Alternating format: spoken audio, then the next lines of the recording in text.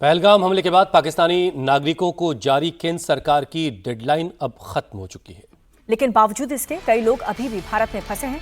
इसी क्रम में कल 27 पाकिस्तानी नागरिकों को अटारी वाघा बॉर्डर से वापस भेजा गया। हालांकि बॉर्डर पर लोगों की भीड़ जमा है। कोई अपनी पत्नी को छोड़कर जा रहा है तो कोई छोटे बच्चे को।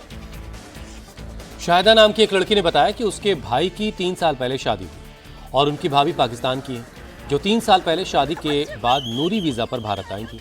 लेकिन अब सिर्फ मां को पाकिस्तान भेजा जा रहा है और बच्चे और पिता को अब यहीं रहना होगा, क्योंकि दोनों का पासपोर्ट इंडियन है।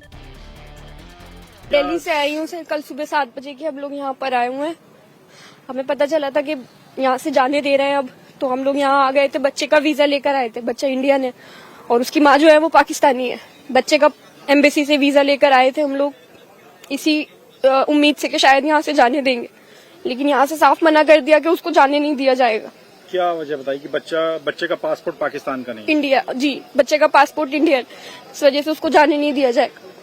तो आप लोग, हमने देखा, बड़े हाथ जोड़ रहे थे, रिक्वेस्ट की आप नहीं सुना सर, हमने बहुत रिक्वेस्ट की, सबसे रिक्वेस्ट की हमने, इन लोगों से भी बोला, मगर उन्होंने मना कर दिया साफ। मुझे नहीं पता इन लोग के दिल इतने पत्थर कैसे हो गए। ये लोग अपने बच्चों को, अपनी बेचारी माओ को उनके बच्चों से अलग कर रहे हैं। वो अकेली है वहाँ पर, अब आपकी जो भाभी है उनकी वो 10th मंथ प्रेग्नेंट है इस टाइम पर। उनका 1 साल का ऑलरेडी एक बेटा है और अभी वो बिल्कुल एंड टाइम उनका डिलीवरी का चल रहा है। पाकिस्तान में कहाँ की? उनका मायका कहाँ है? कराची का है।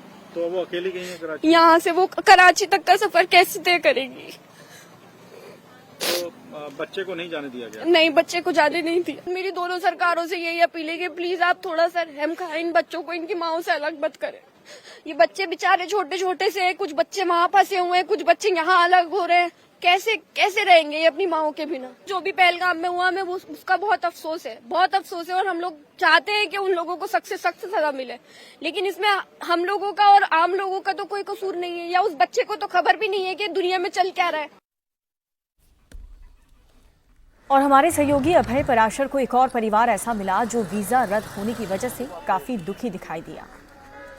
कैराना शामली के रहने वाली नामरा की शादी साल 2021 में हुई। उनके पति पाकिस्तानी हैं। नामरा की एक 2.5 साल की बेटी है, लेकिन अब वो उससे मिलने पाकिस्तान नहीं जा पा रहे। लेकिन क्योंकि नामरा का वीज़ा हिंदुस्तान का है, ऐसे में वो और उनका परिवार सरकार से गुहार लगा रहा है कि मामले में कोई कार्रवाई, कोई ऐसा रास्ता निकाला जाए कि जिससे माँ बेटी से मुलाकात कर सके। दोनों सरकारों से दरख्वास्त करना चाहूंगी कि प्लीज मेहरबानी कर दें, हमें हमारे बच्चों, हमारे परिवार से मिलवा दें। मेरी तरह जितनी भी सिचुएशन में औरतें फंसी हुई हैं, लेडीज फंसी हुई हैं, मेहरबानी कर दें। मैं अपनी सिस्टर को छोड़ने के लिए आया हूँ। इसकी शादी पाकिस्तान हुई है। कब हुई थी शादी? सर 2021 में शादी हुई थी इसकी। तो इनका अभी क्या दिक्कत आ रही है? पासपोर्ट इंडियन है? पासपोर्ट इंडियन है, नूरी वीजे पे ही आई भी हैं और इनको वहाँ जाना है। इनकी 2.5 साल की बेटी है, तो अभी बच्ची वहीं पर है, तो अभी इनको जाने नहीं दे रहे हैं।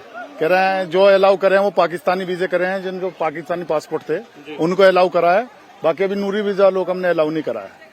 तो अब आप बैठे हैं, कल से 2 दिन हो गए यहाँ, आपको परेशानी तो ऑब्वियस सी बात है हुई? बिल्कुल सर, परेशान तो हो ही रहे हैं। तो आप दोनों सरकारों से खास तौर पे क्या कहना चाहेंगे? सरकार से, हमारी दोनों सरकारों से यही निवेदन है कि सर हमारी परेशानी को समझा जाए और ये जो माएँ अपनी बच्चों से बिछड़ के बैठी हैं यहाँ पर, इनको उनसे मिलने दिया जाए और इनको जाने दिया जाए।